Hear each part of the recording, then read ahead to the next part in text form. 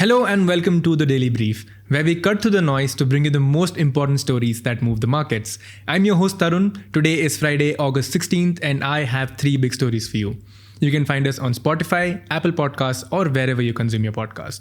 And if you like reading instead of watching or listening, you can subscribe to our no spam newsletter for a quick rundown. You can find all the links in the description. So let's start with the stories. I first talk about how the government wants to make housing affordable for all. I then move on to talk about how China wants to cut down on oil addiction. And finally, I talk about global youth unemployment. Let's start with how the government wants to make housing affordable for all. Owning a house is a quintessential part of the Indian dream. A home is not just a place to stay, it's often the only asset that most people own. This shows up in the numbers as well. Over 50% of Indian household assets are in the form of property. Governments around the world also promote home ownership because it gives people a feeling of economic security.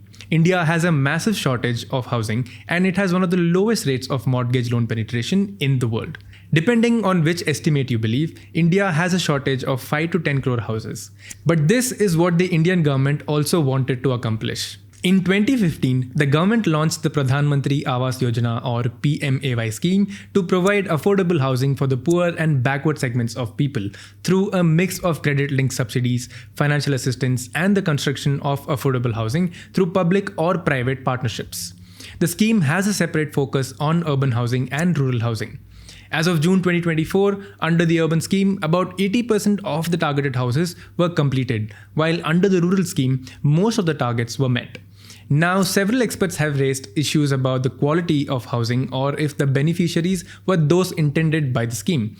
But that's a later episode. The first version of the scheme was supposed to end in 2022, but was later extended to 2024. In the recent budget, the government announced a new version to help construct 3 crore additional houses in both urban and rural areas. The cabinet recently approved the Pradhan Mantri Awas Yojana urban scheme, so let me give you the highlights of the scheme. The government will help 1 crore urban poor and middle class families to either rent, construct or purchase a house at an affordable cost over 5 years. The government has allocated 10 lakh crores under the scheme. The Credit Risk Guarantee Fund has been increased from 1,000 crores to 3,000 crores. This is to ensure that banks and housing finance companies don't get hit with defaults because loans in these schemes will be given to poor and low-income house owners. On the supply side, the government will incentivize developers to build affordable houses.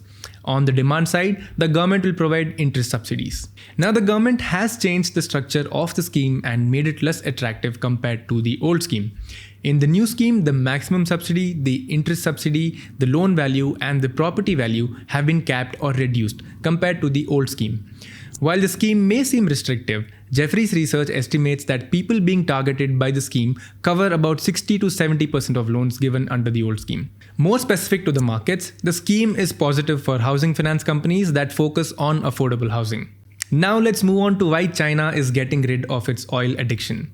Something interesting is happening in the crude oil markets. The Organization of Petroleum Exporting Countries or OPEC trimmed world oil demand slightly last week to 2.1 million barrels a day in 2024. The slight drop is mostly due to falling demand in China. If the global economy slows further, oil prices will have to drop further. Then there's also the non-OPEC factor.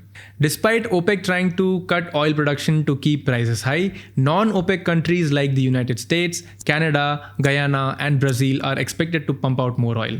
So there's an interesting dynamic currently. This latest cut is despite the fact that OPEC Plus had agreed to a production cut of about 5% of global demand. Despite this cut, OPEC's forecast is still far more optimistic than that of the Energy Information Administration and the International Energy Agency, both of which are forecasting a demand of about 1 million barrels a day. Judging by the flagging Chinese oil imports, there's something interesting happening with the Chinese economy. First, China's growth has remained sluggish in the last couple of years, and it's looking very unlikely that a growth pickup is on the horizon. The property crisis is playing out in slow motion, while household consumption continues to remain weak. China is trying to keep its growth steady by exporting as much as possible to the rest of the world, but many countries are starting to retaliate by imposing tariffs. Second, China seems to be switching to LNG-powered trucks, which is reducing demand for diesel. Third, half of all vehicles sold in China in July were either new pure electric vehicles or hybrids. 3 years ago, this was just about 7%. For 2025, oil forecasts seem to be mixed to positive. But of course, this all depends on how the global economy does if geopolitical conflicts spiral out of control. Now, there are far more fascinating things happening in the oil market, which we'll cover in the upcoming episodes. Finally, let's talk about the global youth unemployment. So the International Labour Organization released a pretty interesting report on global employment trends for youth 2024, and it had several interesting themes. Now, we've spoken about jobs quite a bit on the podcast. That's because the job situation across India and much of the world is pretty grim. It's a 116-page report, so I'll just cover 9 interesting things that stood out to me. First, in 2023, unemployment rate for young people around the world stood at 13%. This might sound high, but it's actually the lowest it has been in 15 years. During the COVID-19 pandemic, the rate had spiked to 15.6%. However, this is a little misleading. The unemployment rate only shows people who are actively looking for a job and are unemployed.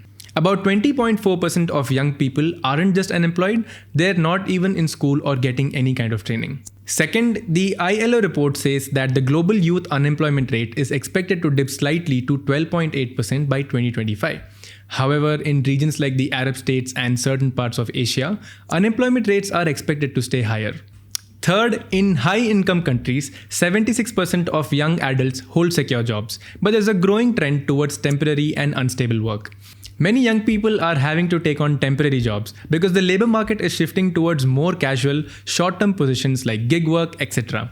This rise in unstable jobs is leading to greater anxiety and uncertainty amongst the youth, and with good reason. This generation has grown up in the aftermath of the 2008 crisis and then the pandemic. Economic instability has been a big part of their lives. On a broader level in India, gig work has emerged as a new form of informal work. But the problem with gig jobs is the lack of social safety provisions like healthcare, insurance, and retirement savings. Fourth, around 64% of young people globally are worried about losing their job. In regions like Africa and the Arab states, this concern is even higher, with over 30% of the youth being extremely or very concerned about job stability. Fifth, here's a shocking stat about South Asia. 45.3 million young women are missing from the workforce. In places like the Arab states and North Africa, young women would need to increase their employment rate by 6 times just to match the level of young men. Sixth, in 2023, a lot more young women were out of work and not in school compared to young men. Globally, about 28.1% of young women are not working or studying, which is more than double the rate for young men, where only 13.1% are in this situation. Seventh, in 2023, 48% of the global youth population was in school or training, up from 38% in 2000. While more education is generally good, it's leading to a mismatch between skills and avoidable jobs, especially in developing countries. Eighth, in 2001, agriculture employed most number of young people globally, but by 2008, services like retail, hospitality, and food services employed the most number of young people. According to ILO's earlier report on India, there has been a shift away from agricultural employment. The share of agriculture in total employment fell from 60% in 2010 to 42% in 2019. The share of construction and services rose from 23% in 2000 to 32% in 2019. Manufacturing employment was flat at 12 to 14%. And finally, the ninth one. Asia has the highest share of young workers in manufacturing, but this is changing. In places like China, rising labor costs and a shift away from factory jobs among youth are causing shortages in the manufacturing workforce. As a result, manufacturing hubs are moving to regions like Southeast Asia and even parts of Africa. All in all, it looks like today's youth are anxious and stressed. This is even before the potential rise of artificial intelligence and the potential mass extinction of most jobs as we know them. And that's it for today's episode. We'll see you in the next one.